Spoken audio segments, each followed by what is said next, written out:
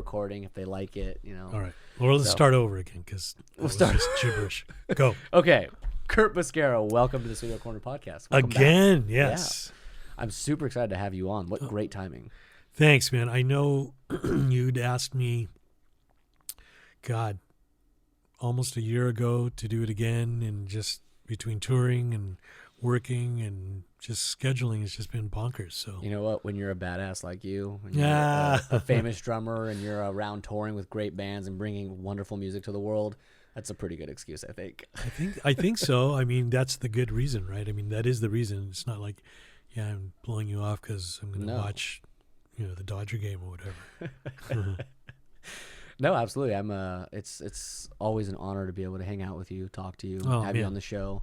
I'm glad you're back from tour. I can start seeing you in the gym again. Yeah, right. God, man. Well, we were just talking earlier about not being at the gym because both of our injuries. Well, what's crazy is like the injuries of musicians are totally not the injuries of the average person. So true. We're in such, like we said, we're in weird positions all the time. Yeah. And doing weird stuff to our body. I mean, think about just the load in and the load out itself. Like guitars, amps, pedal boards, microphones, microphone stands, PAs, drums. Up and down, yeah. Up and down, setting it up, tearing it down, cutting your fingers because of whatever, getting electrocuted. All kinds. We're just it's up insane. to all kinds of stuff. Well, and then we have to be on for stage, whether you're playing a small gig, big gig, whatever it is, like you have to be on, you have to entertain, you have to act like everything's totally fine. Exactly. Meanwhile, you're like dying on the inside. Yeah, you're bleeding.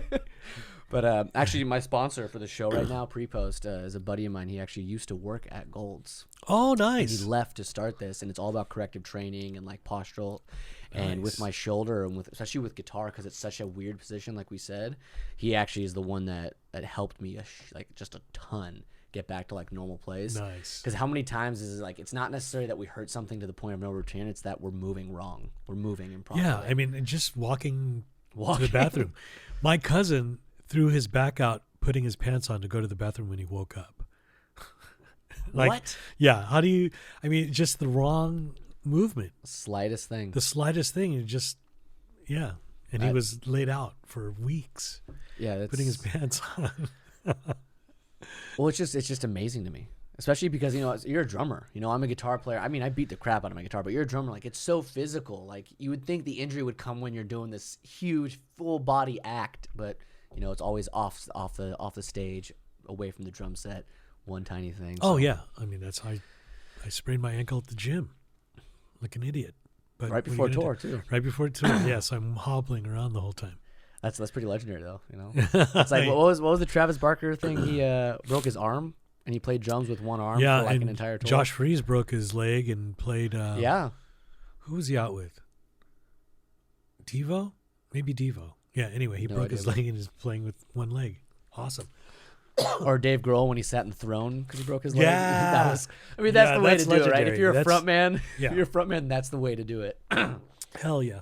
So before we dive into what I want to talk about, I just want to give another reminder to everyone listening and to you, of course, because we're talking about the gym. That I was telling the story of the podcast to a friend the other day, and you are very much the reason that I found this idea. I don't know. Okay, so where's my T-shirt, man? I'm still working on the merchandise. I got to get that. I'm the first guy that spawned this whole idea. Where's my freaking hat? You changed my life. You literally changed my life. I was in a terrible place. I was in a really, really bad place, and I walked into the gym that next morning, and sure enough, you were there. I remember that conversation vividly. I was on the bike, and you walked up to me, and you had this like long, drawn-out face. I'm like, man, what's up with Hyde? Because he's always so up. And you're like, I got to change it, man. I got to change it up. And I'm like, what's up? And you mentioned this, and here we are. Yeah. Look, what? Almost a year later. Yeah. So it's an honor to have you back on. Oh, man. Anytime. And I'm happy that you're out there kicking ass and bringing this inspiration that you gave to me to so many people and just inspiring so much amazing stuff. So before we talk about tour, because I really want to ask you about touring and setup and all that stuff. I think that's a really important aspect that we don't get that insight on. As non-touring people. I was thinking about the idea of hired guns, like the hired musicians, the studio players, the session players, basically, me. Yeah, you. And you're at the top of your game. You're Curt Bisquera, KirkeeB, the groove master. I mean, your name comes up in circles, and it's like, that's a drummer. That's the guy. It's like, yeah, if I can afford to hire Curt, I'm going to hire Curt. Absolutely. But what I've noticed as a fan, not even as a musician, as a fan, I've noticed so much these bigger artists or even smaller artists, it's not even bands anymore. It's artists hiring the bands. Right. And we're losing a lot of, like, take the Foo Fighters, right? The Foo Fighters have been a band since day one, or since they started. Like, there's, like the old school, like Zeppelin was a band, Metallica's still a band. They're not hired guns. There's not like, James Hetfield and then his backup band, right? So why do you think it's going so much more into the direction of hired guns? Well, I'll back up 10 seconds. And it's been like this for a long time. There are a lot of bands out there, and most bands, I would say most more than others, they are a band, yes, but there's only one or two guys signed to the label.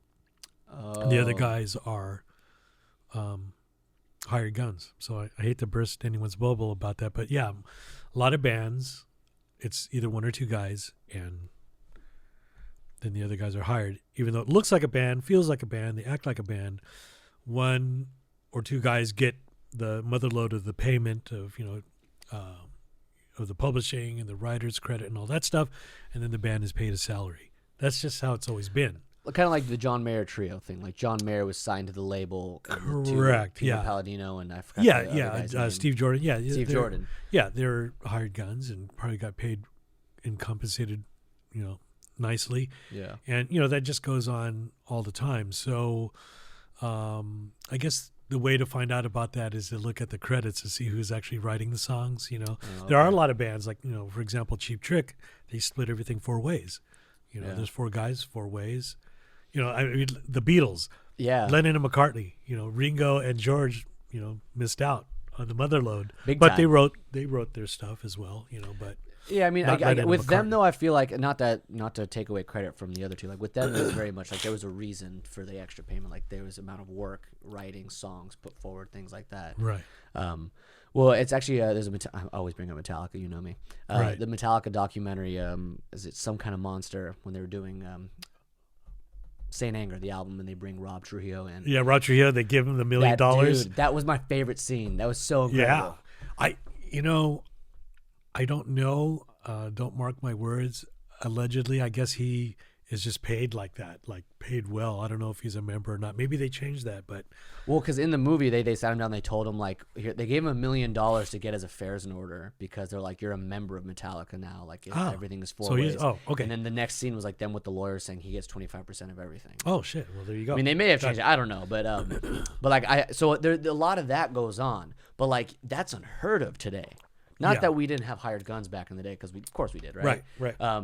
But it's totally unheard of. You just don't see bands. You see like, an artist get to a certain point, like, all right, I signed a deal. Let's get some musicians behind you, right? Right. So why is that better? I don't know if it's better or if it's just by design. I don't know. I mean, I think the bands that are there, that every member is a member and they contribute equally. Mm-hmm. There's something about that is undeniable. Like you said, Led Zeppelin earlier. I mean, magic to it. They all contributed. But then there's, the Dave Matthews band, for example. And Dave Matthews, he's the head guy. He's the guy that writes all the stuff. And then everyone else is in the band and probably compensated accordingly. So it's kind of like, or they work out different deals or whatever. Some guys are members, some aren't. I don't know. Every band and every situation is different. Yeah. So the time we're in with the idea of it's so hard to make it as a band. It's so hard to make enough money to split 4 ways. So the idea of having hired guns makes more sense, I think, in this day and age. If you are a songwriter, if you are a performer, pop star, whatever, it's more popular, I think. Well, it's one person to deal with. One person to deal with, exactly. And like one personality. And while it makes sense to think that, it's a lot easier to deal with, I think one of the things I'm noticing is the fact that all the musicians worth starting bands with won't start a band with you because they want to make a living and everyone is hiring the best musicians. Right. So where are you finding this threshold? What's your opinion on this? Because you make a living being one of the greatest drummers ever, right? Did you ever have a point where you're like, hey, I'm gonna go try to be in one band and kick ass and do that, or was it just like, I want to be a hired gun, I want to play other musics, I want to make this kind of living? It's funny you asked that, because I did at one time want to be in a band, and I was in a band, and we were called The Relatives, and it was with the Inglesby brothers, Sean and John Inglesby, and we wrote some amazing music. We performed around town in clubs and stuff, but it never really got to the place we all thought it would be, because it's hard work, man. It's really hard work, and when there's a manager involved and they're trying to get you to do things and write a certain way to become popular, yeah, then it kind of drains the creative thing, and it's like, okay, now we got to make it this way, and it's not really our vibe. And so, long story short, it never really saw the light of day, because it cut into the fun, creative part of what we were about, and we thought that would be the way to get signed. But there's other elements of getting signed as a band. It's all about vibe, a look, the tunes, and quite frankly, just luck of the draw and timing. And there's a lot of great bands out there that should be signed. Well, there's also the idea that it's in 2019 that being signed isn't necessarily the way to go. Like, independent bands make it just like that's almost like, it's so old school now to say, I got signed. It's like, now it seems like it's all about intellectual property. You own everything. You do everything, like your podcast. This is all your baby. Yeah, 100%. And so so what kind of work that goes into it, and how much creativity and how much energy you need to put into it. But the return is whatever you put in. Yeah, depending on. Well, hopefully. Yeah, hopefully. Like for me being here, for example, it's like people aren't going to tune in, so you're not going to make any money. Whatever. Yeah, I have Curt Bisquera on my podcast, and no one tunes who cares? Whatever. Oh my God. But I think I'm almost speaking from like my child guitar player in me. When I was a kid and I was a guitar player, I'm speaking from that place. Yeah. I feel, because growing up, I started playing when I was 5 years old. I'm not some like virtuoso. I'm not like Steve Vai over here. No, but it's always been a part of you. But it's been a part of me, and I've always been better than most people my age. Yeah. Than me, because I started so young, and it's all. I skipped school like all the time to do this one thing. Good for you. Like, that's all I did. Yeah. And growing up, and even today, like, it was always so hard finding cats or just people that could keep up, that were dedicated enough. There's so many factors going to being part of a band, right? Right. And once all these people that would have done it found the passion, they were like, oh, I can be a session player. Oh, I can be a studio player and make way more money right away. Yeah, and that was the attractive thing for me to be a sideman, because I wanted to play a bunch of different styles of music. Like, being in a band, it was that one thing, whereas being a session player and being a hired gun, I could play with whoever the F would call me. Yeah. It's like, hey, we're doing a jazz trio thing. You want to do it? Yeah. Hey, we're doing a punk rock thing. You want to do it? Yeah. Like, it's all over the map. And I think for doing it for over 30 years, it's paid off, and I get to play a bunch of different styles of music, and it's made me a better musician. That's a really exciting part about it too. I talked to a few session players on here, and most of my friends are session players if they're in the industry, and a lot of them have the same response. It's like, it's great. One, there's a monetary value. You can make a living as a musician, but I get to play something new every day. Yeah. And that's totally kick-ass. I'm all for that. Yeah. 100%. Yeah. But on the outside of it, all these artists all the people that are writing the songs, all the people that are the front people, front man, front girl, whatever it is, it's like this industry of the only way for musicians to really make money is forcing these solo acts. It's forcing people to have to be able to pull off something by themselves. Right. So what do you think the future is for this? Do you think that it's going to play out in the sense of we're just going to have more John Mayers and more I mean, even Simon and Garfunkel, right? They were a duo. They pulled it off, but eventually there's these bands, there's extra sounds, there's the extra players, Right. there's, all this stuff. Is it going to continue to be more solo acts, and it's going to just hone even more solo act even more, like an Ed Sheeran, to the point where you're by yourself on stage, or do you think that this will break at some point and people will jump on board with each other again? God, man. Well, I hope it turns back around to where there's actual human beings, multiple human beings on a stage making music. I was just having this conversation with a friend of mine. We were talking about what looks cool and what doesn't now. It's 2019. And so when you tune in on TV or YouTube or whatever, and you see a festival going on, and you see Deadmau5, and he's got a gajillion people waving their hands, and it's him with a freaking Mickey Mouse hat on and rocking the joint. It could be out in the middle of the desert. Yeah. It could be at a soccer stadium in Brazil. And that's awesome, and it looks cool. It's like, the light show and the pyrotechnics, it's off the chain. But then you get a band out there with dudes like slinging guitars and shoegazing and looking down. It looks old-timey. And I'm a musician. I'm a drummer. Yeah. And even sometimes when I look at bands with a drummer, it's like, wow, that guy's hitting these round things, and it looks old. Looks primitive. Yeah, and I know it's going against what I do, but we're just in changing times right now. And I don't know if it's just going to boil down to one person, but I do know this. It takes human beings, multiple human beings, to make great music. I mean, you could be Prince and do it all by yourself or whoever, but there's always outside help somewhere, an engineer. Just because there's one person on stage doesn't mean that there's not a huge Yeah, group of I mean, people. because there's technicians involved. There's a lighting crew, a tech crew. It takes, in other words, what I'm trying to say is it takes multiple humans to make something happen for one artist or a band or an orchestra. So I hope it goes the way of continuing to just have creativity and artistry at its highest, whether it's one person or a band, and we just shed all that idea of what it should be and what it is. Like, that's an awesome band, or that dude is awesome playing ukulele all by himself. So if it's good, people will listen. People will buy the tickets. People will like that. Stream.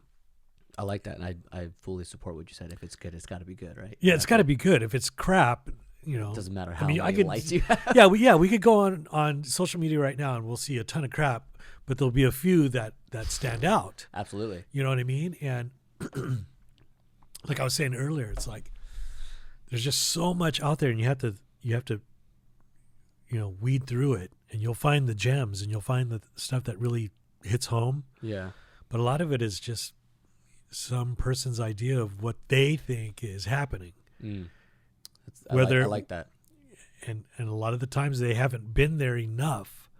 Been there meaning on tour, been there meaning in a band, schlepping their own gear outside of their bedroom, doing it.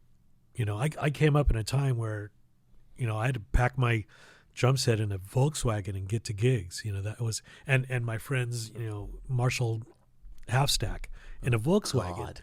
But Those old ones are heavy too. Yeah, dude. And it's like, I know that doesn't exist anymore. I mean, it does, I guess, to a degree, but now we're all laptop musicians now. Everything is accessible either on our iPhone or laptop.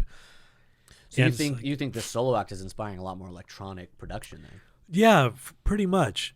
And everything is recorded onto some digital device. When I came up, it was tape. Yeah. And so now it's all digital, going to a solid state drive, and now it's not even recording; it's just the sounds. Mixing sounds. Yeah, exactly. And everyone's mixing their album or CD or CD. That sounds old timey, doesn't it? Mixing their. Well, it did until Tool released a freaking CD that sold out. Right. But it's so funny, vinyl. If you say vinyl, that's so cool. But that goes way back. Yeah. But I lost my train of thought. Yeah, just making music and making it accessible, and if it's good, People will get to it, What I think is really interesting, and this is me going down the rabbit hole the other day. That's why I texted you. I was like really excited about. I was like, I want to talk to Curt about this. I feel like he's gonna have something to say.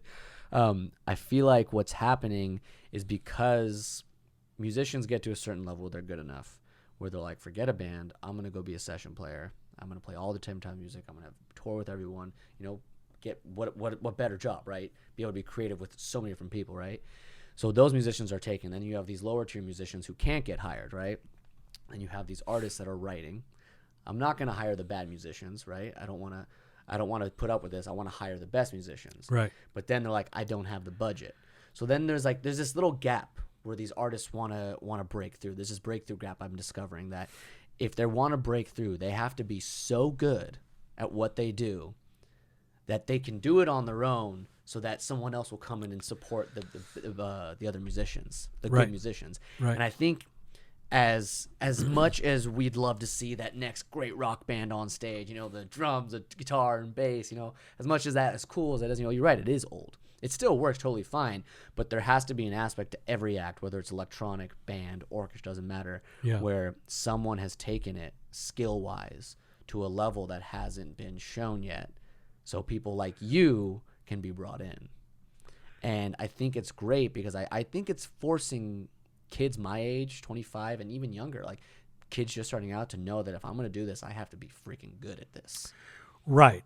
Or if you're not good at the artistry or creative part of it, you're good at the technical aspect of it, because we all need great technicians at doing something, at recording something, or filming something. It all at the end of the day becomes hand in hand, with the technical aspect and the creative. So, I don't know. It's a weird time right now. It's shifting, and I see the shift. I hear the shift.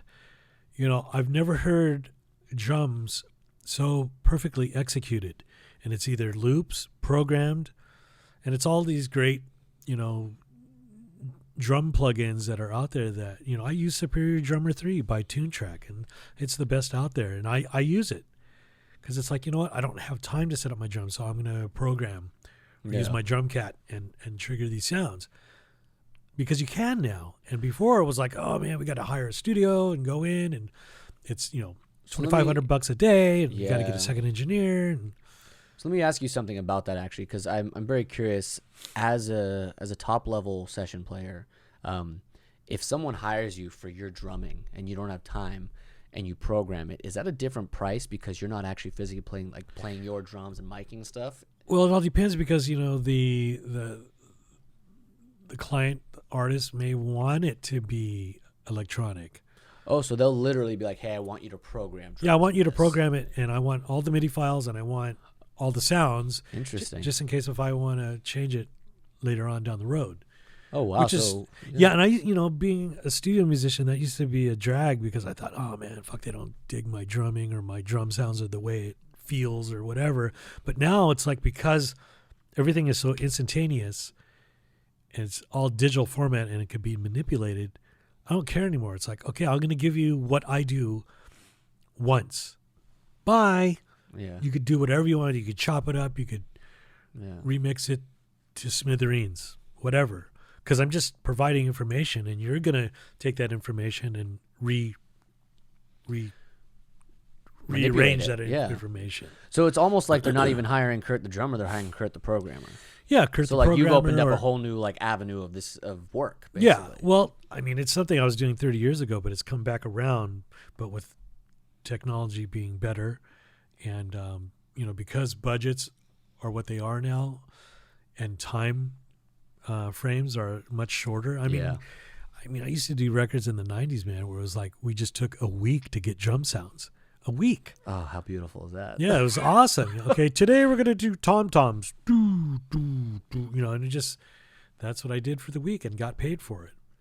But now no one does that. No, you can't afford it. There's no money. You know? Well, no, I mean, take me for example. Like I have my own little studio. Like if I brought my drummer in and wanted to be like, hey, let's spend this next week getting just drums, he wouldn't even be down for that. Like no one's gonna be down for that. No, God no, unless no one's gonna. He was compensated. Yeah, Even if and it's almost more like if it's your own music, like no one actually wants, like, why can't we just program that? Right? Why can't we'll compress it later? Well, there's the difference right there. You youngins, you guys are all about the programming, and hey, forget that. I have Cubase, and we'll just put the loop up, and I got it. Whereas when I was coming up, it's like, oh man, well, let's record a drum track or drum loops or whatever, and then we'll figure it out from there. So now everything is so instantaneous and so easy to. And I use the phone because, man, there's been records made on phones. Oh my God, yeah. So I guess what I'm trying to say is everything is accessible more than ever now. But the way you use it and how creative, and it better be good. Yeah. You know. I like that you said that. I feel like that's really important what you just said. I feel like it's super important for everyone to understand that just because, things have changed doesn't mean you can't do it all the way. You can do the old way. If you have the time and the money, do it the old way. Do whatever you want. Yeah. Like, get the sound you want, but don't act like technology or these pads with beats on them. Like, don't act all this is ruining anything, because it's still the human creating the Yeah, I mean, at the end of the day, although I'm going to sidetrack you on this one. Let's maybe do it. You've heard about it. Okay, so dig this. All right, so let me finish my thought. So at the end of the day, it really is about creativity and artistry, and it's got to be badass. And that's subjective, because what I may think is badass, someone will be like, oh, that's shite. No way. Yeah. I'm not into it. But again, that's art, right? Some people look at a painting of Van Gogh and go, crap, I dig, Monet better. Yeah. Well, but whatever, two geniuses, though. Yeah, two geniuses, though. So I was a friend of mine was like, hey, man, have you checked out Sony? You may know of this. They have this AI program now where you give it your song. Oh, so let's say you do a vocal and an acoustic guitar track, and you feed it to this. I don't know the name of it, but a friend of mine was reading it in Newsweek magazine or something. And it's this AI program that if you give it the song without drums, it will spit back at you 3 possibilities on how your song will sound with a drummer. Are you kidding me? No. So my job is screwed, but it's not. And here's why. I'm me.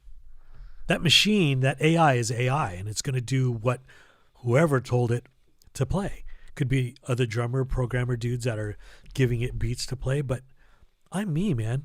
How cool is that? How cool is that? And that's the thing I try to push when I do like a master class to kids, is tell them you're you and there's no one else like you. So the way Haig plays guitar, no one plays guitar like that. That's your feel. That's your sound. That's what you do. It's like when you open your mouth and sing, it's like, oh shit, that's Haig. Oh man, you run in the room and check it out or whatever. Yeah. That's your unique unto anybody else. Oh, I love that. And we could do sound-alikes and pretend that we're somebody, and and there's a million of them. There's Elvis Presley and Michael Jackson impersonators. I mean, all day long. But at the end of the day, you got to be yourself in any art form. Martial arts, boxing, anything, man. There's those dudes that are amazing fighters, and why are they amazing? They do something that's a little different from the rest of them. Interesting. Yeah. So now take that idea, because I agree with you 1,000%. I mean, everything we do, breathing is our own type of breathing. Yeah. It's down to that smallest form. Like everything we do is our own, innate. It's creative. Yeah. Because it's us doing it. And Correct. there's no one else quite like us. There may be billions of other people, but no one is exactly quite like us. Right. So now take that idea and take me hiring Curt with his drum set and me hiring Curt with sounds that are in a computer for him to mess with.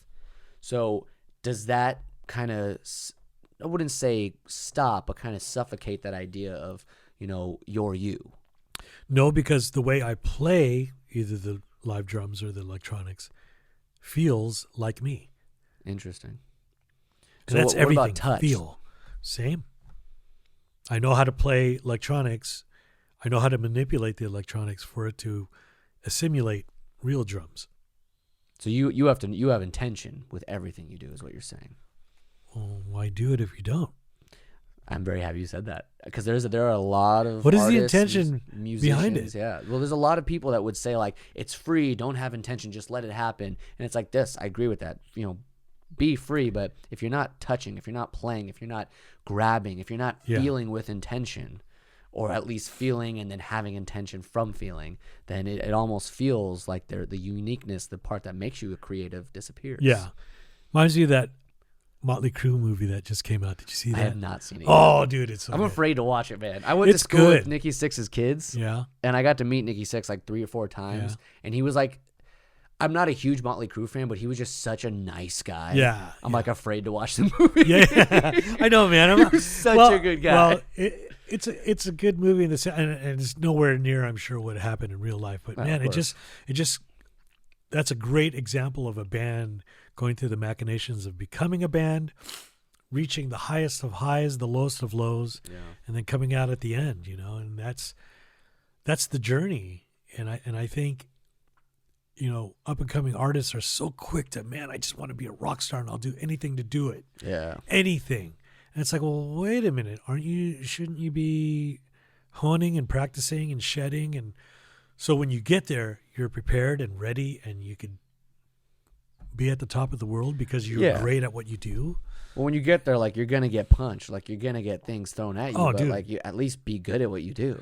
Don't let anyone take that from you. But if you suck at something, suck good at it, because it's like, there's suck good at it. Yeah, because there's people that suck, great. but they're awesome at whatever. They're awesome at, like, I call it the Bob Dylan complex. His voice. He had the worst voice ever. Yeah. But the guy, it's Bob Dylan. It's legendary. Yeah, he's legendary. Right. His voice, it worked for him. So yeah, there's a way to suck, I guess. Man, that's a good T-shirt. Suck good at it. Suck good at it. Not anymore. That would probably go off pretty poorly. That's kind today, of a hashtag Me Too kind of thing. Yeah, right? suck good at it. Yeah, no, don't do that. Don't. Just put a guitar on it, maybe it'll be fun. Yeah. I'm like design. Oh shit. I'm like designing it in my head now. Yeah. Oh God. So with all this, because I really like where we're going with this, I want to dive a little bit deeper into this. Go. Musician social skills. We're the worst. Well, there's not even like sitting at a bar, but like being a musician around other musicians, jamming, writing, showing up as a session player, working with a band. There's these social skills that have to be developed through the idea of I can't do this alone, through the idea of I need to be able to work with other people. But because a lot of these new artists and young kids are being forced to work out of their bedrooms with laptops, they're losing these social skills. So how do we bridge that gap? How do we get those social skills that we once used to have because we had to go out and play? That's real simple. Get out from the bedroom and the laptop and go jam with other musicians. But I mean, it's so hard now because no one wants to jam. They're just like, oh, I'm focusing on my project. I want to get my record out. I'm producing it. There's not a lot of open avenues to hang out and jam with other musicians anymore. Well, that's a good question to ask you, I think. Why do you think these up and coming musicians don't want to create together? They don't have the skills. They don't have any. They don't have to. Is there a drive or desire for these up and coming musicians to want to make music with others, or is it more based on I have my idea and it's all about me? All right, this is a loaded question. I'm gonna answer this truthfully from the bottom of my heart. What I truly think is what's going on. Go. I think we live in a generation, in an era, where motivational speakers, inspiring people that have already succeeded, can use the platform of Instagram to inspire us creatives to assume that we're fine on our own. That as long as we post every day, that as long as we film everything we do, as long as we act like we care about it, we're good enough. What that does is it starves us as musicians, as creative people, as artists, as anybody. It starves us not only of social, pleasures of connecting with other people. It starves us of the actual no hesitation factor.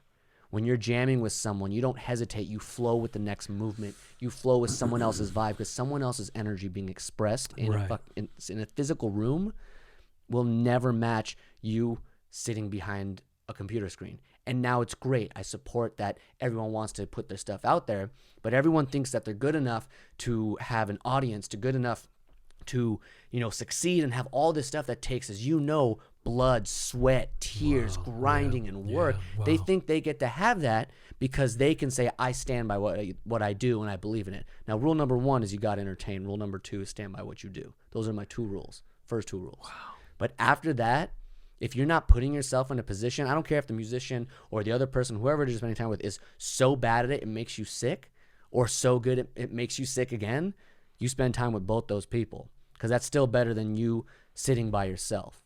Now, I'm not saying that you can't succeed that way, because people do it all the time. Right. But I think that we don't want to play with each other, because why bother when I can sit there and believe in myself? So in other words, what you're telling me is that it's better to believe in yourself than to believe something along bigger with others. That's what it's becoming, because you know what the thing is, everyone, because it's all about judgment. I can comment, I can like, I can dislike, I can react, I can do all this stuff, right? Tag you and tell you you're bad, this and that. It's all about the judgment. So we put ourselves out there expecting to be judged super hard. So when we put ourselves out there, we say, I don't need anybody but myself. When in reality, we're believing ourselves, which is great. You should never lose that. But how much better is it to believe in yourself, but also believe in something bigger?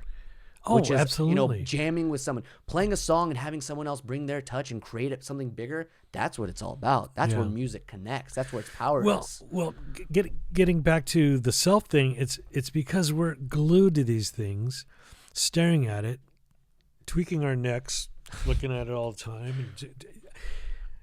This device has become something that, so I'm pulling away from it, and I'm like, for example, when my wife and I go out to eat, sometimes we see a family, dude, and the kids are on the phone, and they should be hanging with mom and dad having dinner, but no, they're texting their friends and whatever they're doing, and it's like, wow, the world, the mind has gone into a device, as opposed to the mind coming out into the world. Yeah, with other human beings, nature, the gym, it's like, this is the synthetic world right here. Yeah, synthetic form of the actual world. And I think we're all, and I'll include myself, we're all thinking that this is the gateway to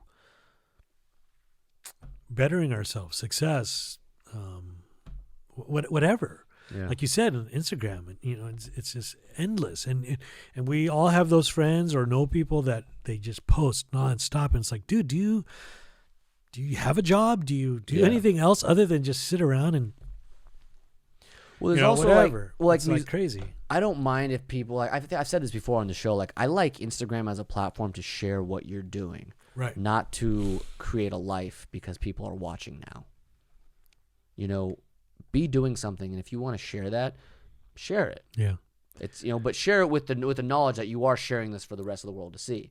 Don't get an Instagram. Don't take social media. Don't take this idea that we can connect and create your life based off of it. Right.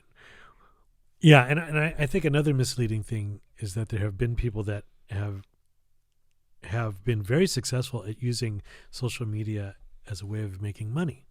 Oh, absolutely. I did that for 2 years. Yeah, so people, so it's like, wow, here's a platform in which I can make an income.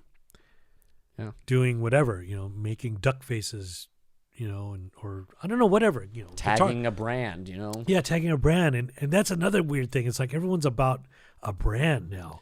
Ugh. It's like before, it was just kind of like, yeah, this is what I do. Oh, okay, that's cool. That's really original. But now it's like, okay, I'm a brand. The 2 words I hate: brand and sustainable. Ooh.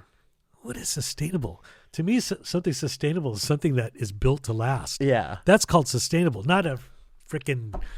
You as a person need to be sustainable. You need to be sustainable in yourself. You're built to last and be who you are, whatever day that is. So whoever invented that whole word and that phrase of being sustainable, man, they're genius, because it's convinced a gajillion people to think, oh man, if I make this sustainable, then I'm helping the environment, and I'm helping myself, and I'm helping others. No, man, it's just a word and a catchphrase that just caught on to whatever.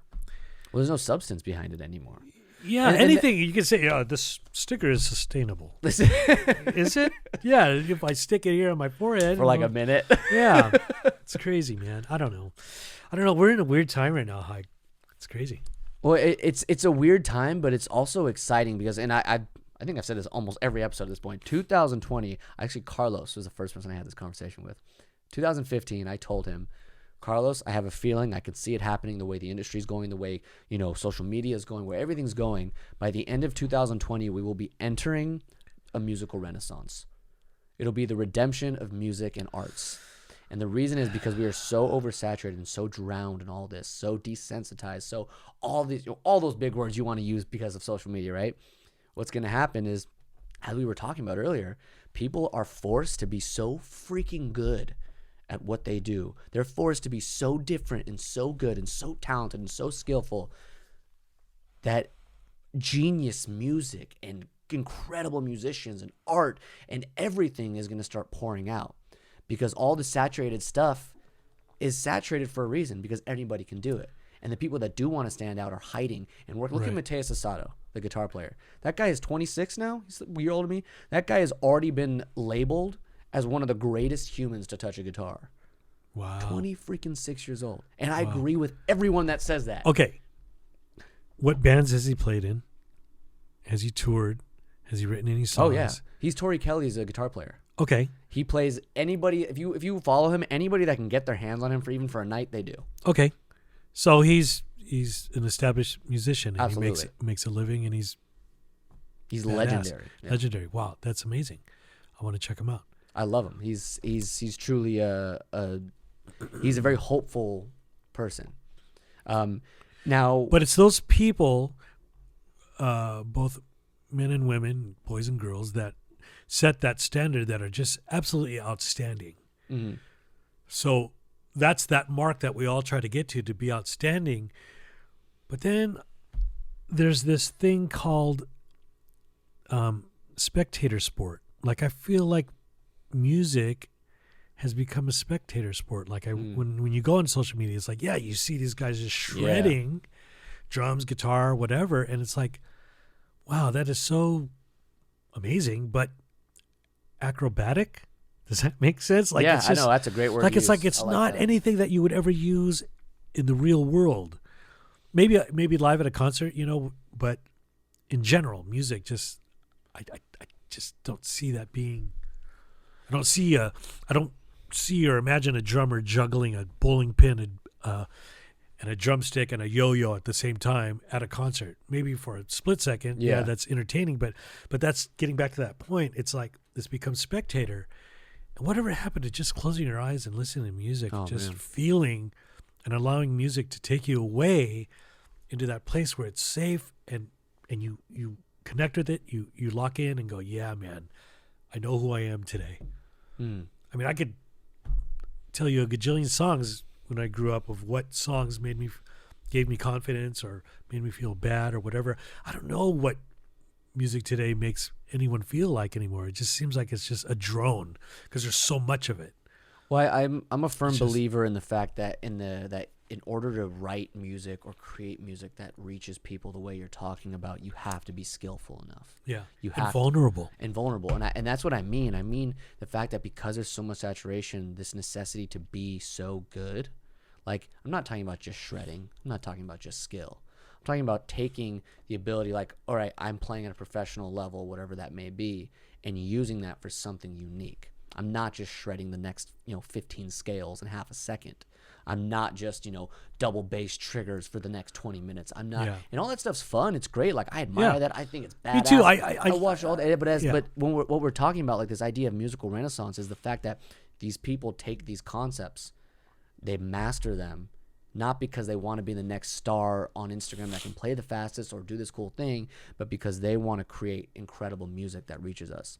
Right. I had a moment. I posted on my Instagram about it, actually, sure enough. I made a little video talking about, and I was encouraging everyone to, listen to music, and take the time to listen to good music, a song they love, because I was in a stressful time. Like 2 weeks had gone by, and I felt very out of my own skin, felt very out of place. And I got in my car one morning. I was feeling really, really just dry, almost like life was dry. Yeah. And I put on John Mayer, and all of a sudden, this song called "I Guess I Just Feel Like" came on. Very simple song, And dude, I must have listened to it 45 times that day. Yeah. It struck, and it moved you. It took me to that place, and I was like, this right here, this feeling I'm getting because an artist or a creative person created something like this. This didn't come from the fact that John Mayer is the greatest songwriter or this and that. It's the fact that he's mastered a craft, and he's allowed himself to take those skills and dive so vulnerably into it that it was inevitable. Yeah. It was inevitable. Agree. I totally agree with that. And that's where I think as creative people, we need to tap into that more, and as opposed to tapping into self, tapping into what others are doing, being, saying, and having, and having, because they may be doing, being, saying, or having that one thing that we need to have for that day to get us through, you know, not to get morbid or dark, but, suicide rates and things like that. Yeah. It's just, there's so much negativity that we got to bring the positivity back, I feel. Well, even in negativity, like the right song, and I talked about this a few episodes ago, the right music will take the burden of your feelings. Listening to a sad song when you're sad doesn't make you more sad. It takes the burden of what you're feeling for a moment. So you can survive. Yeah. Wow. That's what music is. Yeah. Like, empathetic songwriting has been like a game changer since day one, right? Yeah, absolutely. Wow. Well, that's it. And this was brought to you by Pre-Post. And do you mind if we jump into tour talk a little bit? Let's go, man. All right, I'm here. So now I thought you were only on tour with Sarah McLachlan, because you told me you're going on this big tour, which is great. And then you get back, and I'm watching your Instagrams. You played with Katy Perry the other night or something. You played with this person. I'm like, dude, you're killing it. Yeah, and just, again, being a sideman, I get to do all kinds of stuff. So cool. It is cool. I love my job. That saying, if you find a job you love, you never work a day in your life. Yeah. It's so freaking true, man. Like, to get paid to play drums. How cool is that? That's the coolest. It's literally the coolest. It is the coolest to get paid to do what you love. Yeah. And I think that's everything in life. I love that. So Sarah McLachlan tour. Now take a show with Sarah McLachlan and then take the show with Katy Perry. First of all, let me correct. Sorry. It's McLachlan. McLachlan, sorry. Excuse but a lot of people say McLachlan. A lot of people say I've only ever heard it said that way. McLachlan. Sarah McLachlan. Okay, so with Sarah McLachlan, drumming for her and drumming, at the Katy. I don't know exactly what you did with Katy Perry, but I imagine you were part of the band that you had to play. I was in the house band. We played behind all house those artists. Band. So that's, I imagine, is two very different types of music. Two entirely different realms. So do you have like a routine or a ritual that helps you switch? Because you do play so many different genres with so many different artists. There's got to be like a mental thing where it's like, all right, I'm playing this. Curt switches into next gear, which is this one. Yeah, I mean, it's like anything where, sports or, I don't know, it's like anything. It's like, okay, I mowed the lawn yesterday, but today I got to edge the grass, so let me get the edger. Okay. Or, okay, yesterday I waxed the car, but today I'm just going to polish it. Wax and polishing are two different things. Yeah. So you just adjust accordingly to that, and I think because I've been doing it for so long, I know what's expected of me, and I know what's well, first and foremost, I know what the music calls for. I love it. Doesn't call for big bashing. It calls for subtlety and support for the vocals and the melody. Whereas, playing, I don't know, with Elton John or whoever, it's a little more drive and oomph to it, or I think that's an incredibly important skill and view that you have, that you're sharing right now. That because a lot of us want to be like, oh, it doesn't make sense. Like I want to give it my all. Yeah. To pay attention to what the song requires. Yeah, and that was me. I mean, when I was coming up, I was like, okay, this one volume that works for everything. As I got older, 11. Yeah, 11 works for everything, and it did. When I was a teenager, it totally worked for everything. Yeah. But then as I got older and I got wiser and I started getting more gigs and the music started spreading out in different genres, I knew I had to pull back or give everything or keep it in between, or this song is up, this song is down. I have to be able to control my mental state, my physical state, my creativity, the approach. It's, and that to me is what a great musician can do, is to be able to go to any situation and adapt to it, you know.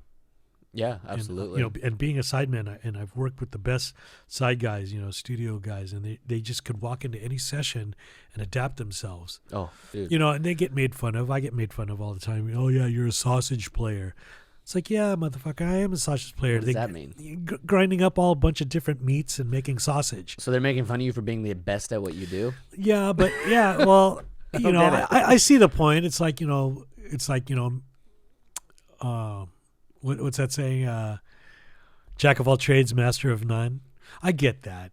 Okay. It's like I play a bunch of different music, but I'm not a sausage. I have a. You're the groove master. Well, if you need a groove, you call KirkeeB. That's like facts of life. but it's like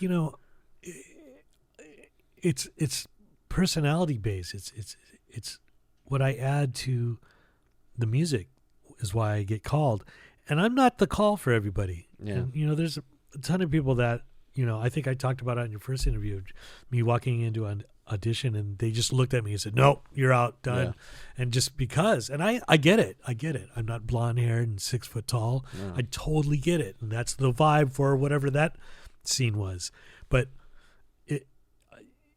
there's validity in us all. Like I was saying earlier, you're high, and the way you play guitar, the way you sing, that's definite. That is what that is. Yeah. Can't take that away. Can't let that go. No, man. You shouldn't compromise that. No. I mean, and we've probably talked about this before, as if, like you said, if they're hiring you, they're hiring Curt. Yeah, they want you. They don't want someone else behind the drums. They want Curt behind the drums. Yeah. And that means something. That's right. a statement. Like earlier about programming drums, it's like, yeah, they could program it. Yeah. But they want you to maybe it's better to have a drummer program it because it'll sound and feel more like a drummer. That's actually interesting. Live, I imagine, take Katy Perry. I don't listen to a lot of Katy Perry, but I imagine there's a lot of electronic tracks. Someone, controlling the electronics, and then there's a band playing with that, I imagine. Yeah. So I'm sure you've played shows where you've played to a beat. Now, all the time. And I'm sure the answer is no, but do you ever feel discouraged being the drummer behind a louder beat? No. I used to before all that became popular. Because I thought, I'm the drummer, I should be the leader. And it's like, no, that's not serving the song. Interesting. If the song is primarily machine-based and that's the vibe, and then the real drums come in on the bridge or something and then they go away again, that's what the song is, and that's what it's required. That's what's required of me, to play the live drums during the bridge. I'm fine with that. Because at the end of the day, the check cashes the same. Well, it's also, it's... every day can't be like the big, incredible day. Like every day can't be the shredding guitar solo, right? And no. It's something I tell myself all the time. Every day can't be the epic solo. No. I get called to come in and do cymbal swells. Oh, yeah. But the check cashes the same, and the experience is still the same, and it requires the same amount of skill and effort. But you as a musician, you find your own joy in even in those small moments. Oh, hell yeah. And that's the key. And those are the things that I think are most enjoyable, is to be able to enjoy something that is so mundane or so simple. What someone would say, "Oh, that's lame. You got called to go do cymbal swells." Yeah, but through that, I learned how to swell a cymbal. Yeah, with felt beaters or a stick or mastered rubber. it. Yeah, and you. I don't know. It's just part of the job description. It's like a construction worker. One day you use a hammer, the other you use a Phillips screwdriver. Or a nail gun, or every situation requires different tools. And you have to be good at all of them. Yeah. Or at least know how to, well, I don't know about the best, but that's why you're at, top tier. That's why it's not rocket science, I think. It's really not rocket science, this idea how do you get to that level? How do you, I'm not at that level, but it's from all these guys like you that I've talked to that are at that level. It's pretty clear. Know how to do your, whatever the skills, guitar, drums, whatever it is, whether you know how to do this one thing. You may never do it in your life, but you have to know. So when someone says, I need this, that way you can not only do it, but you can bring who you are to that skill. Right. And that's what we pay for, isn't it? Right. Exactly. Yeah. You're exactly right. So when you're on tour, I imagine you're with different musicians all the time. Now, McLaughlin, Sarah McLachlan. You were on tour for what, 2 months with her? Yeah. Now, you're with that band, and you're a hired gun. You're the hired drummer. When you're on tour, do you feel like a hired drummer, or do you feel like you're in the band? Oh no, it's total band experience. It's a family. We all get along. It's all amazing to be together. She's the artist, and I'm hired to support her. That's my job, is to be her drummer and to support the music, to make it as musical as possible, to support that vision of what she wrote. Yeah. Of those songs. She's written amazing songs. Oh, yeah. And I can say that incredible. about everyone I've ever played with. And that's the thing is, touring, a lot of people think it's glamorous, but it's not, man. A friend of mine who's a tour manager said it best. He said, the 2 hours on stage is a given. That's what you're hired for, to play the music, obviously. But what really matters is the other 22 hours of the day, because you're hired to go play music, but there's those other 22 hours, checking in the hotel, bus rides, plane rides, train rides. Was it Chris Gratton that said this to you? No, Mark St. Louis. He had a lot to say about that exact same concept on our episode together. Yeah, and you have to get along with people, and you have to be on time. You have to be professional. You have to stay healthy. You have to. I mean, there's so many things, and so it's like it's not glamorous, like partying every night and chicks, and yeah, that's fine. That exists, but it's just a minuscule part of the day. Yeah, you got to check into a hotel at ungodly hours at 4 a.m. You're checking into a hotel, dragging ass out of your bus, out of your bunk, checking in, sleep, get up at 1 o'clock. So what? That's 6-7 hours of sleep. Get lucky. Up, sound check. Crew meal, play the show, get back on the bus, travel another 400 miles to the next city. Like, it's bonkers, man. It's I've been doing it since I was 19, but it's wearing, and it's hard, and that's what you really get paid the money for per week. To push through. Yeah. So, because the drumming part, that's easy.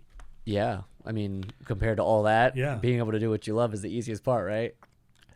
But to get on a plane at 7 a.m, it's like waking up at 6, so you're 5, so you shower and do the 3 S's. Cramped up all the time. Yeah. It's funny, Chris Gratton said the same thing. I think I asked him what was like the number one thing that splits up bands on tour, and he's like, they just don't know how to like get space from each other. Like the ability to be in the same room, be together all the time. Yeah. Which was, I mean, I guess we could have guessed that, but at the same time, like to think the amount of possibilities of what could be the number one, breakup causer was just people getting on each other's nerves. Yeah. Like totally. And when you step away from that, like how immature and how ridiculous that. But I mean, I can't talk. I've never been cramped up in a bus with dudes for 6 months, Like I can't speak from outside. Like, it's ridiculous. Yeah. But in reality, that's where social skills come in, because it's like there's you, and you got to deal with yourself, and more than likely you're bonkers. Yeah. I know I am. Then you got 4 other dudes that are bonkers. So you got 5 people that are absolutely bonkers crammed in this space, and this traveling hot dog across the country. And it's like, you got to be able to get along. Yeah. And you're right. It's like bands break up because I can't stand that dude. I hate him. And for whatever reason, I hate the way he brushes his teeth. That could be it. That could be the breaking point. And it always blows my mind that these amazing mega bands, they always break up. And I always think, just get back together for the fans. The only time you have to see them is the 2 hours on the stage. The other 22 hours, separate buses, separate hotels, separate everything. F you, I don't care. I hate your guts, but let's go make this loot. Let's go make this cake, man. Let's go give the fans what they want. It's almost like you have the responsibility at a certain point. Yeah. Where, it has to be bigger than how much you dislike someone else. I'm the biggest Van Halen fan. It's like, man, just get Michael Anthony back. Put the original lineup together. Who cares? They just stopped. Yeah. It's just like whatever grievances you have, set those aside. Go make massive amounts of cake.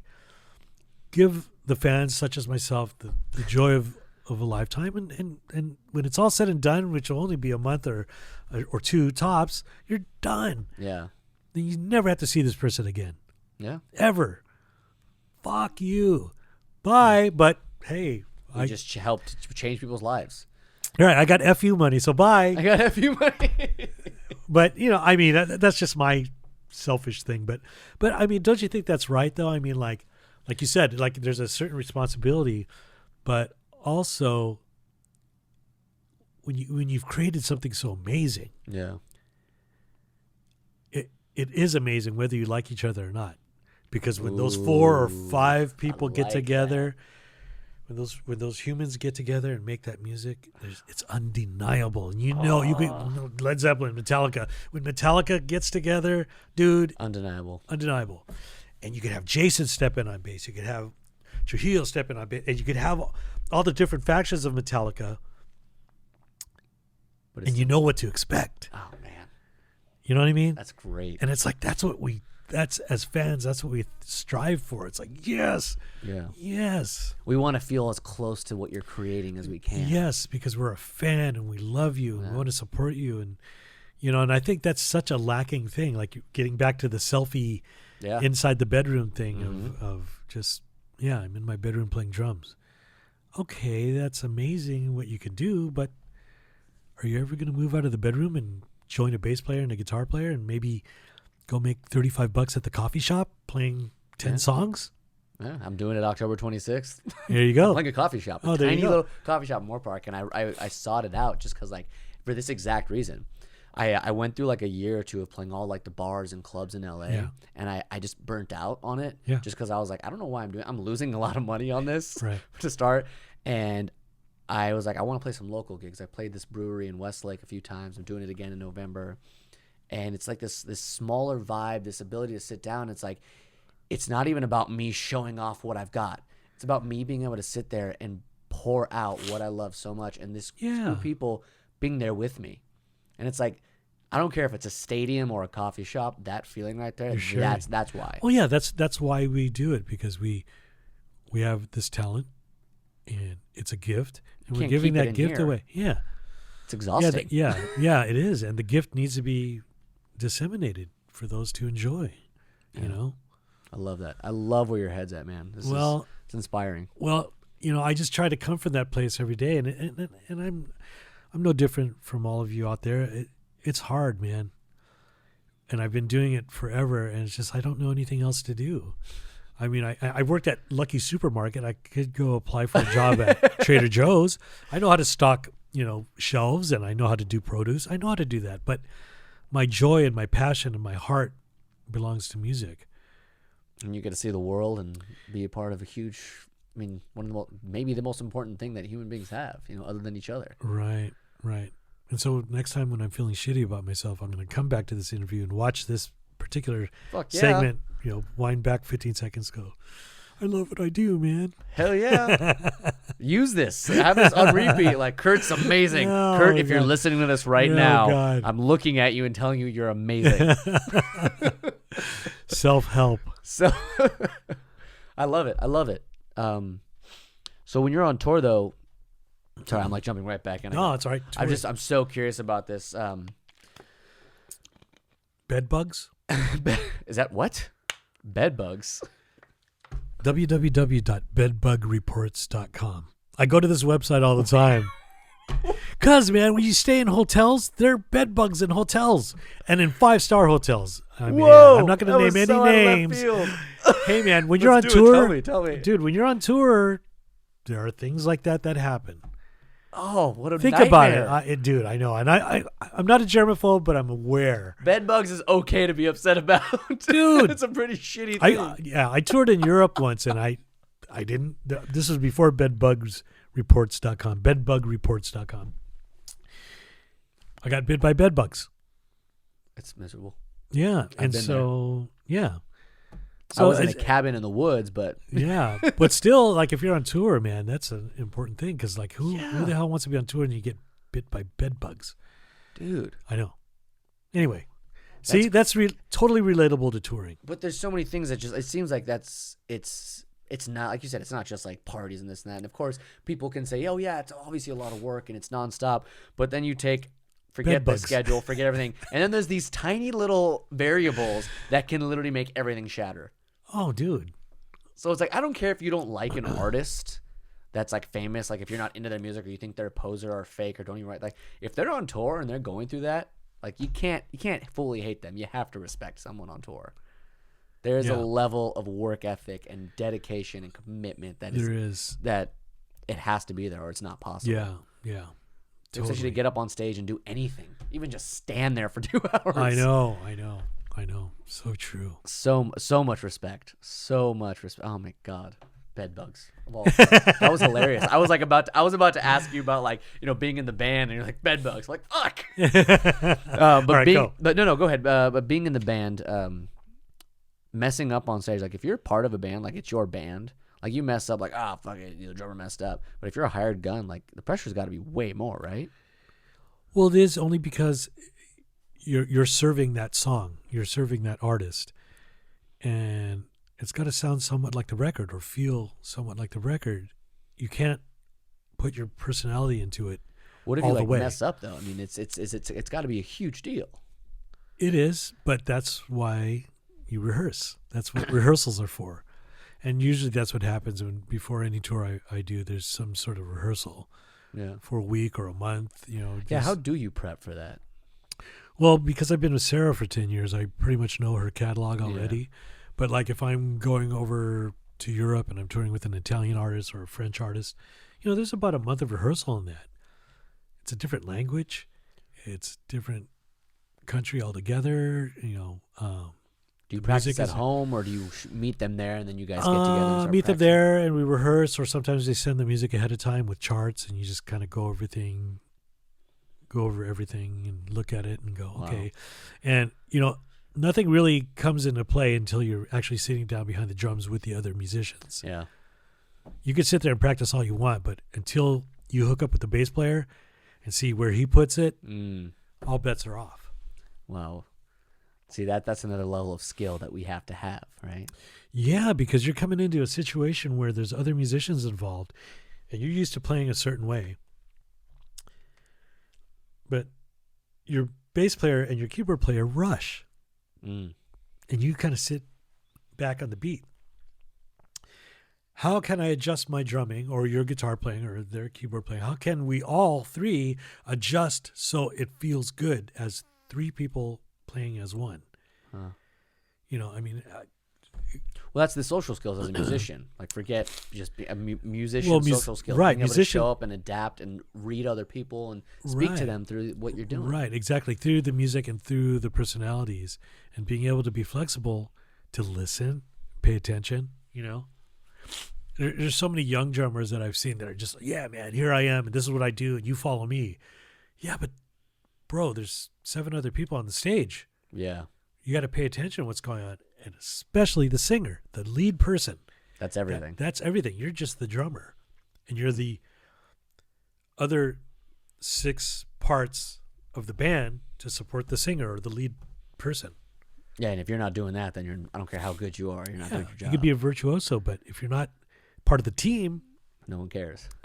You're fired. Yeah. Wow, I love that. Musician social skills. That's gonna be like the freaking episode title. I swear. Musician social skills. That's such a bathe. That's such underarm deodorant. Those are very key things too. Ooh, bathing. Hey, bathing. Shoot them at me. I'm like, I don't know. So I'm so curious. Like, dude, it's just bed bugs. Bathing. Okay, imagine being in tight. Okay, imagine being in this studio. Okay. With 4 other dudes for a month. That would be a nightmare. Got to figure it all out. All right, who's going to use the bathroom first? Who's going to shower first? Who's sleeping on the couch? Who's sleeping on the floor? Who farts at night when they're sleeping? Who's, whatever. You have to know all their habits. Yeah. Yeah, and you become a family. You become brothers and sisters. It's like that's one of the great things about touring, because you get to meet other musicians and hang out with them, and then there's this family vibe. I mean, I have brothers and sisters that are in Italy and France, Japan. You're forced to be that close. Yeah, you're forced to be that close. And I know them, and it brings this bond that will be forever. Wow. So if I don't see them for 10, 15 years, it's like, dude, remember that tour we did? Blah, blah, blah. And that's too cool. yeah, and it. You know, that's one of the beautiful things about being a hired gun, and to be hired, like this thing I did last week in D.C. with Katy Perry, Mavis Staples, and Nora Jones. It was all these different musicians in the house band that I've never played with before, but now I consider them my bros because they were cool guys and they played their butts off, and you guys just connected on a deep level. Yeah, connected musically, spiritually, all of it. The food thing, everything just falls. Oh yeah, good food, man. That's everything. Is it really? Touring. Oh my God, yeah. Always check where the best food comes from and wherever you're touring. Bissonette, years ago when he first started playing when he first started playing with Elton John, I had a session with him, and it was the first time I'd seen him since he started touring with Elton. Yeah. And I was like, so what it's like? And the first thing that comes out of his mouth, he's like, dude, everything is catered. He's like, I put on like 8 pounds just from, because he's like, backstage, dressing room, the bus. He's like, no matter where you go, there's a full spread of catered food. I'm like, I'd love to tour with Elton John. So yeah. Yeah, you got to be careful on the road, man, because it's like, believe it or not, I lose weight when I'm on tour because it's just, there's so much. Too. Well, but there's so much temptation. I mean, you go into Chicago, it's like, oh my God, Chicago and food. Chicago style pizza. Okay, great. Back east, all right. More pizza there. You know, just so it's all these temptations. That's another thing too. A lot of temptations on the road. Well, for me, it's food and coffee shops. But for others, it could be strip clubs. It could be sex, drugs, and rock and roll. Yeah, sex, drugs, and rock and roll. But yeah, it's just touring is a. Do you have something that grounds you? Yeah, just I try to stay focused on the job at hand. I'm out there to do a good job. To do a good job, you got to stay healthy, stay focused on the music, and pay attention what's happening every night when you're on stage. Because every venue is different. It sounds and feels different. And, some nights you can hear yourself, sometimes you can't. Sometimes you're too loud, you're not loud enough, you can't hear the vocalist, you can't. So it's always this changing thing. Yeah. It's always changing. Always. Well, I think because you also have a lot of experience, you might have a little bit of like what to expect, Yeah. So there's that. Yeah, and always you got to always keep an open mind and an open frame of mind just to go, okay, yeah, we're at this venue and right, it's outdoors. It's mosquito season. Let me put on repellent. Damn.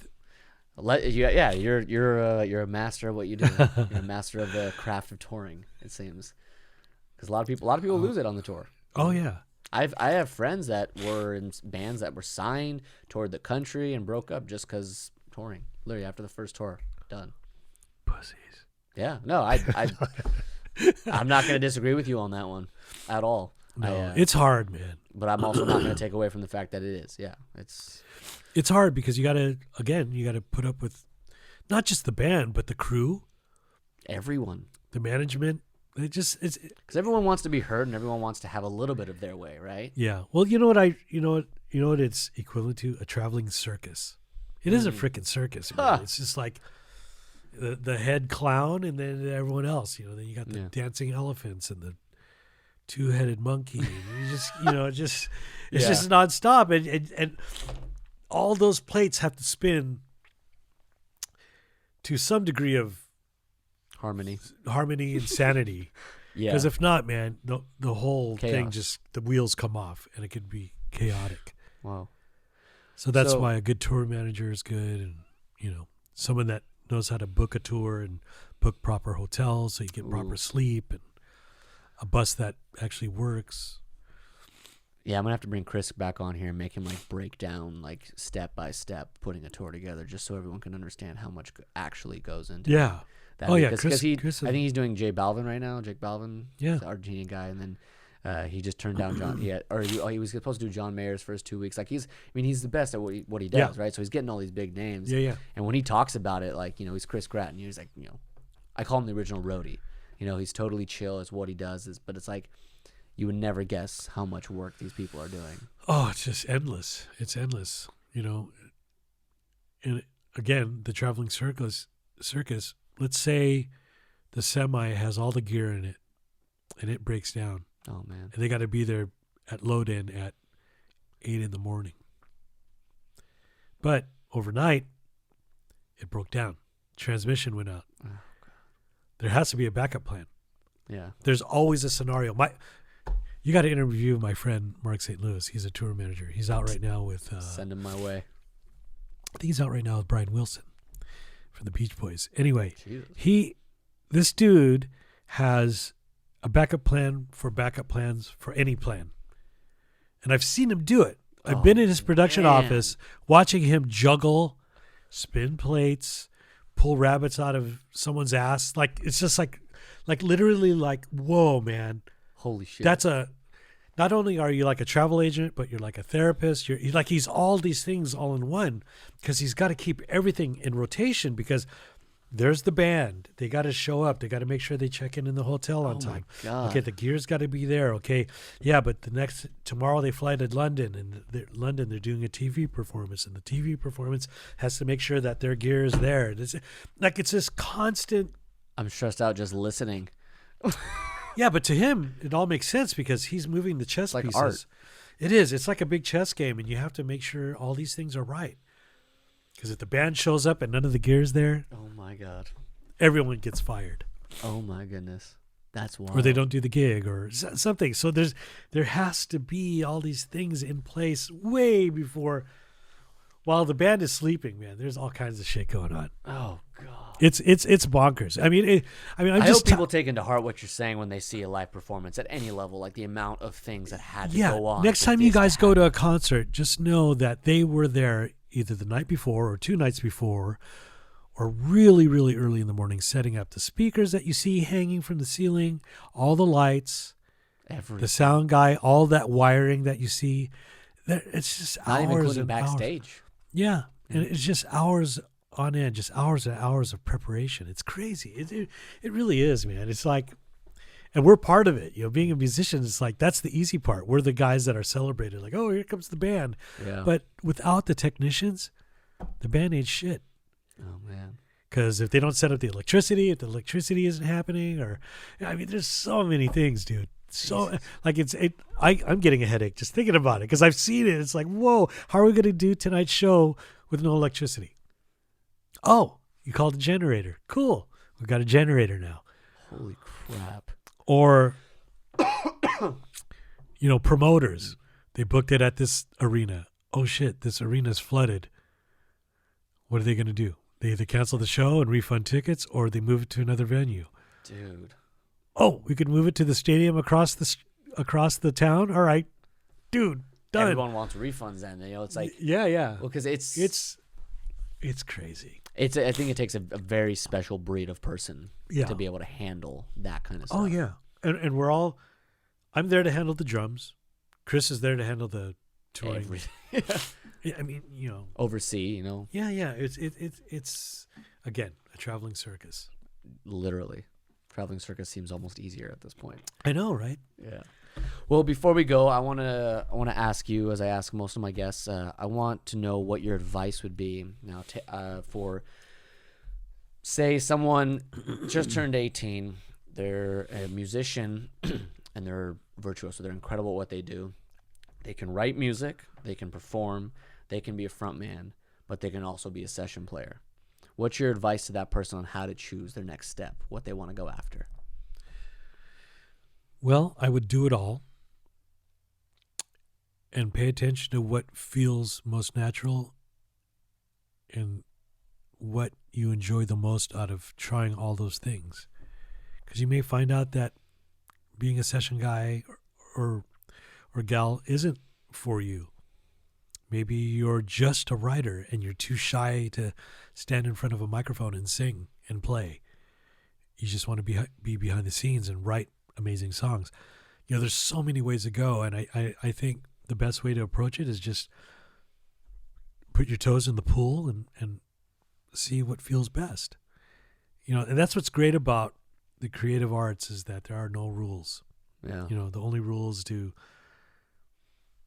have a good time while you do it, and The only rule in life. Yeah. Just try to enjoy it. And create the best music you can. You know, and the money always comes if that's your goal. It's to become a famous, rich rock star. Sure, that comes, or it doesn't. But it's the journey along the way, and enjoy that journey. I've played on so many records for up and coming artists that all they want is the stardom. Yeah. And unfortunately, they lose the focus of the journey. And so they never get to see the stardom because they missed all that heavenly glory of the process. And it is a process. You know, you I guess you could buy your way in. Like if you're a multimillionaire, whatever. Yeah, I know a few guys that are multimillionaires that produce records with bands like the house band from The Voice, and doesn't mean they're rock stars. Right. So there you go. There's one example, but it's a process, and I think the joy of music, the joy of creating, is enjoying the process of it. You know, I still enjoy the process of learning a new drum beat or a technique or a sticking, or that to me is still exciting. I don't do it as much as I should, but man, when I do, it's like so fulfilling. Hell yeah. You know, so I think my advice is to approach music with respect, confidence, artistry, creativity, vulnerability, and not think of it as this stepping stone to get laid or make a ton of money or become famous. Because there's so many other factors of creating music that are much, much more rewarding. Hell yeah. I don't know. That was deep. I like it. I don't know. That was Is that too deep? No, that was dude. That's what this show's about. Man. That was. Well, hey, man. You know what? I think at the end of the day, if you could lay your head on the pillow and sleep well, that's a good day. You did a good day of something. You know, whether it be music or exercise or hanging out with people you love and love being around. That's a good day. And I think that's more of a thing I'm really trying to do more is to be around more people, because it's comfortable to be in our little cocoon here and create. Yeah. You could sit in here all day, I bet, write a tune, record some vocals, whatever. You could and you're missing out on this beautiful sunny day here in California. You're missing out on your friends or your family or whatever, and there's that too. Yeah. The great Herbie Hancock said it best. A friend of mine told me he heard him speak, and he said, what makes me a great keyboard player is that I'm not only a keyboard player. I'm a brother. I'm a son. I'm a father. I'm an uncle. Wow. I'm a neighbor. I'm a student. It was all those things that he is in life to become what he is for what he's known for. And it's so true. There's other things. There's more to me than just being a drummer, Leonardo da Vinci, his resume, he listed a number of things, and at the bottom he said, and sometimes I paint. Wow. Yeah. So. Okay, we're done. Brought to you by Prepost. Go get fixed if you're a musician and in pain. Seriously. Seriously, can this guy sort me out? Yeah, no, he's got a full facility in Thousand Oaks. It's all about he takes multiple different methods of corrective training, postural training. Is it massage or no? It's actually he designs programs for you and training routines that actually help your body get more mobile, fix your posture, nice. Any sort of joint. I mean, he basically fixes all pain. Like, it's incredible. Wow, without drugs. No drug. It's literally it's like hiring a trainer, but instead of working out to build muscle, you're building muscle, you're fixing your back. I mean, it's all about finding what fixes you. Wow. He's incredible. It's a really incredible How facility. much is he? I don't know. You'd have to talk to him. Right. He's works differently with every client, so. I want the Haig special. The Haig special. If I went in there and said, careful who you say that to. Yeah, right. Ooh, we got to charge triple for that. Well, everyone, KirkeeB, Curt, yo, Bisquera, what's up? Thank you so much, man. Man, anytime, bro. Anytime. This was it's beautiful. It's always great. Thank you for having me. Peace out.